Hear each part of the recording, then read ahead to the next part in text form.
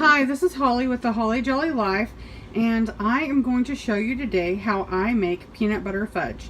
Guys, it's seriously the most easy, delicious, addictive dessert ever. Super easy. So I've already put 1 cup of sugar in this pot right here.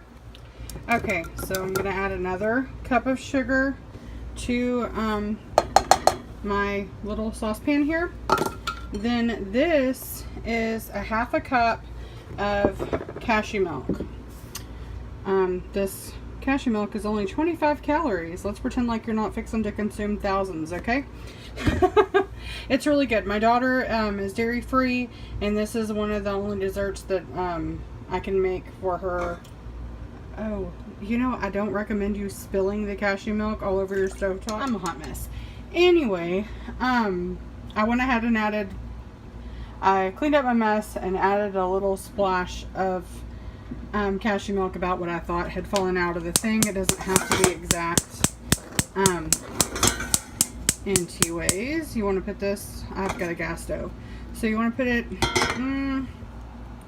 probably about medium high.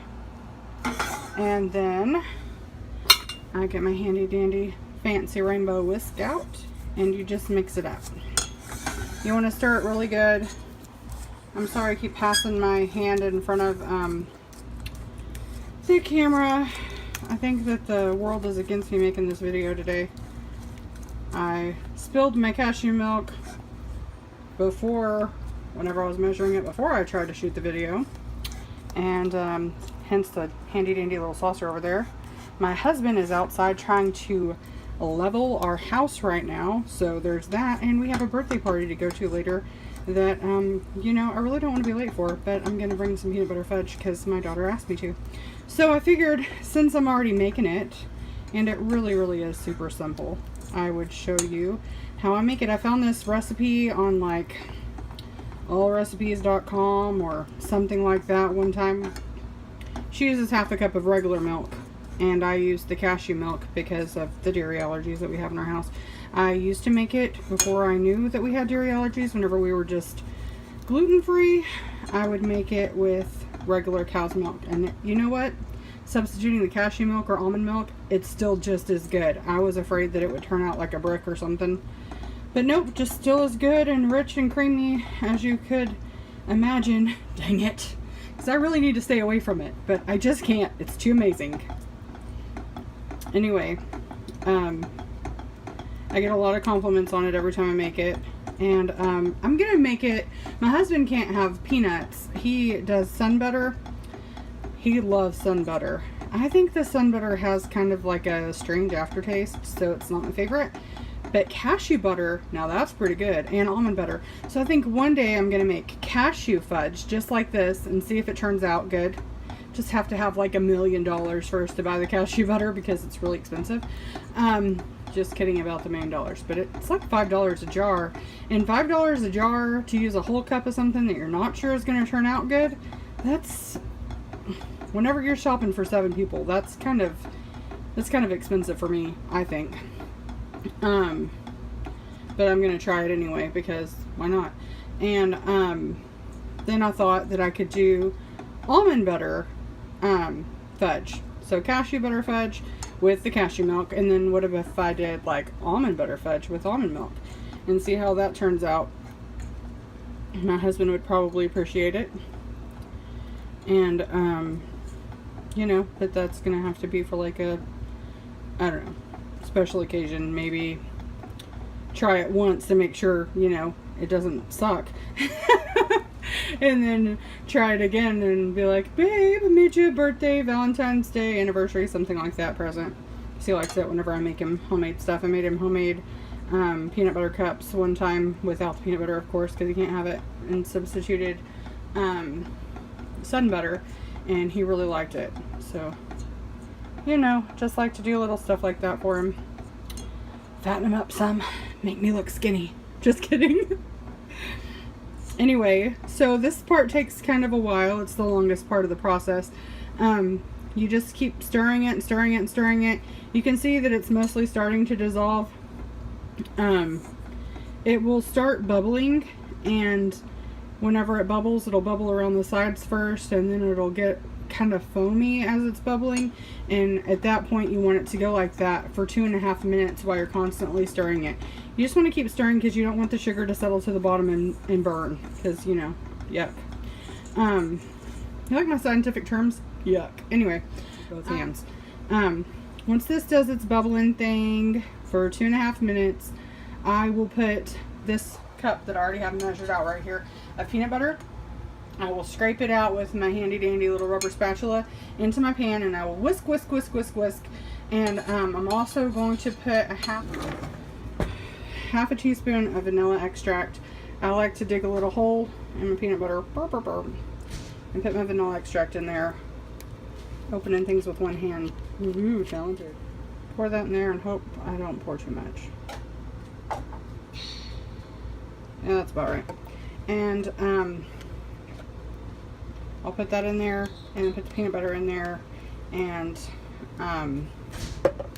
just mix it up as fast as I can, and then pour it in my little pan right here. I've already greased it with like some coconut oil cooking spray that I have, and it'll do its thing and set.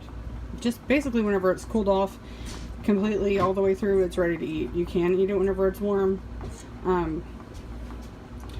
I'm just gonna tell you right now, be really careful if you try to like lick the whisk or the spatula or anything after you've poured it into the pan, because it is really hot and you can burn your tongue, and we don't need to talk about how I found that out. But anyway, okay, so this is almost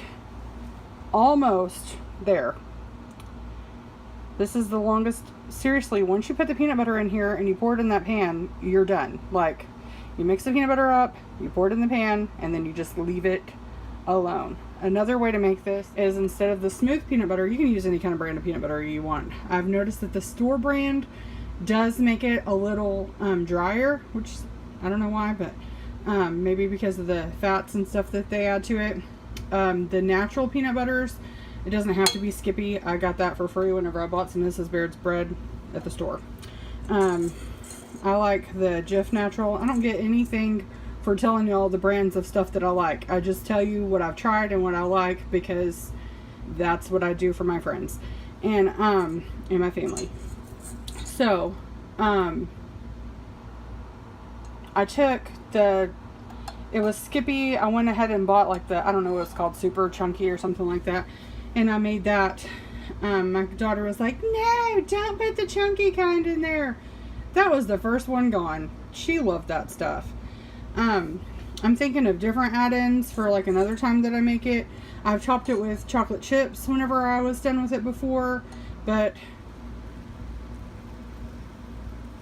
okay, see that? Now I want to set my timer. That's what I've been looking for like this whole time. Like 30 seconds, and then I go ahead and turn it on. Close enough. And then you stir, and just keep stirring the crap out of it. My technical terms.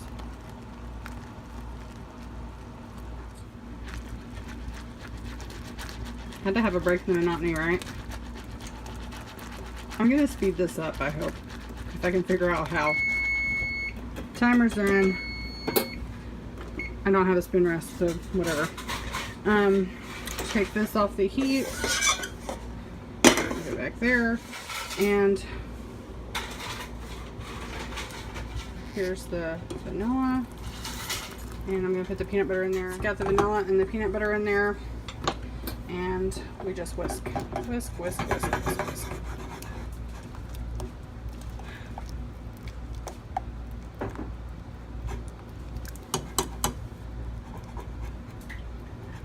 You can see it starting to set up already because it's cooling off.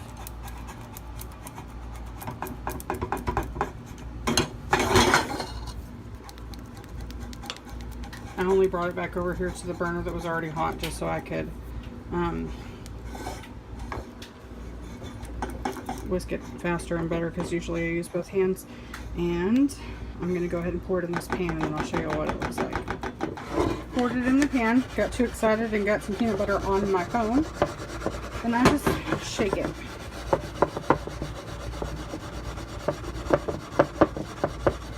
And then whenever that doesn't work out, I do this.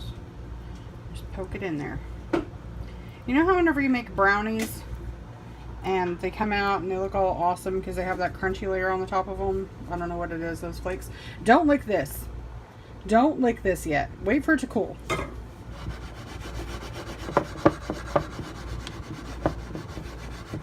If y'all lick that after I've warned y'all, well, I'm not responsible for that.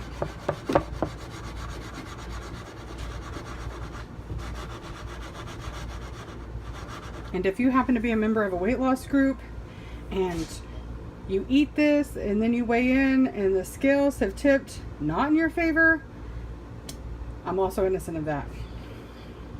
Anyway, that's how you make peanut butter fudge. I hope everybody at the party likes it. And I hope y'all make it and share it with your family. Just try not to get, peanut butter and cashew milk all over your kitchen like I did.